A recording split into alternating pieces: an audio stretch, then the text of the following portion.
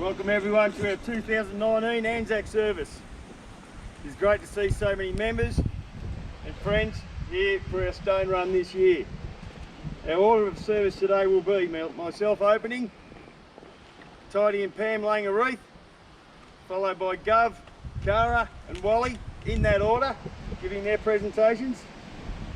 I will then call the company to attention. Chelsea will then recite the ode and I'll play the last post, which will be followed by a minute's silence. At the end of the silence, our ceremony will end. I'm going to please have Tidy and Pam to lay the wreath, please.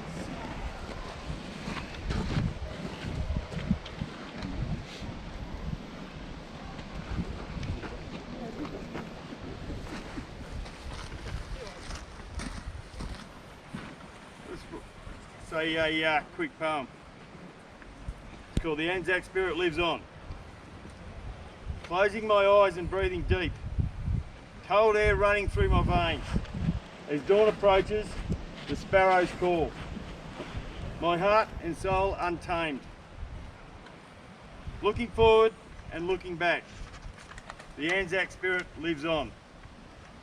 For it's built on the sacrifice of our men and women who fought, but are now gone. Emotions stirring deep within, darkness fighting with the light. Although it is a bloody past, for our peace they did fight. They fought for this our country. They fought for what they loved. Not only were our people at war, but the war went home as well. For their mums and dads and families too were all walking this living hell. Some men made it home alive after the last post tune was played. But some families wait forevermore. They're waiting all in vain. As the rising sun burns dawn away, our past can rest, it's done. Now all left to do is honour them. The Anzac spirit lives on. Governor.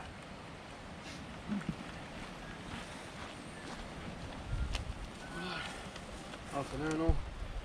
I was asked to do a piece from a personal side as a migrant and obviously not serving ADF member, so bear with me. At school we weren't taught about the 25th of April 1915, we weren't taught about the Vietnam War. So my granddad served in North Africa with your forebears and so forth. It was him that told me about the Aussie spirit. Granddad served in North Africa in World War II, with the Anzacs, the Kiwis, the Sikhs and so forth. So I find myself 75 or so years later, looking upon the descendants of the original few. I see men and women united by a belief and a country that they're proud in, and a flag that will always fly forever high. I was asked recently as a migrant what Anzac Day means to me personally. To me it's the real birth of a country. Australia Day has its price, but Anzac Day is that joining everyone together. Your Anzac, your lines. Your Vietnam veterans, your World War II veterans, East Timor, Afghanistan, Iraq, places I've never seen and don't wish to see, but all joined by common belief that we stand together and watch each other's back. My country's flag sits nestled in the flag of Australia, and that's how I feel amongst brothers and sisters here, is that we all stand together, shoulder to shoulder, back to back. I wasn't born here, but by heck it's my home, and I look out on each and every one of you with pride, lest we forget. Well done, Gav. Cara. I've got more welled up, so sorry.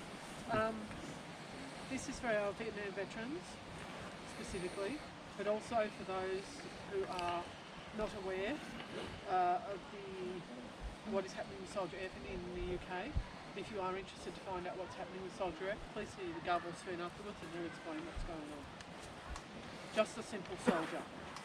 He was getting old and paunchy and his hair was falling fast. He sat around the Legion telling stories of the past, of the war that he had fought in and the deeds that he had done. In his exploits with his buddies they were heroes, everyone. And though sometimes to his neighbours his tales became a joke, all his buddies listened, for they knew whereof he spoke.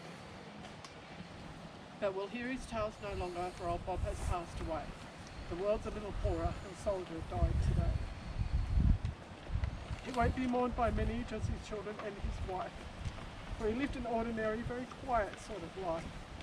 He held a job and raised a family, quietly going on his way. And the world won't note his passing, though a soldier died today.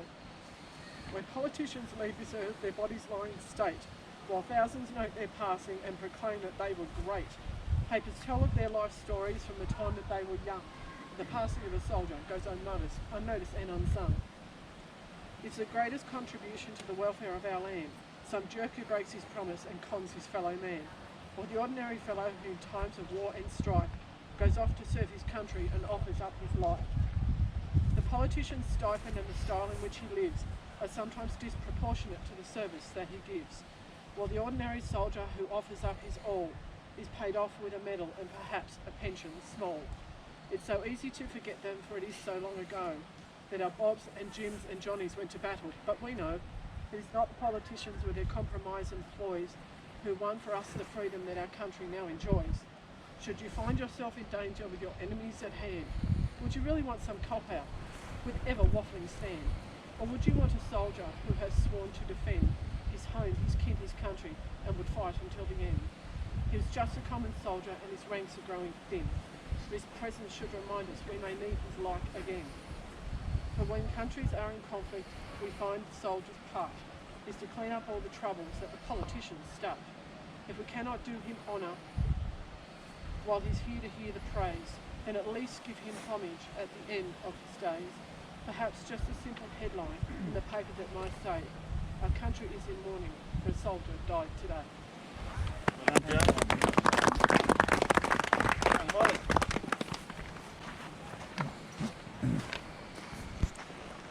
Now this was written by Rudyard Kipling just after his son died on the Western Front in 1915 at the Battle of Lewes.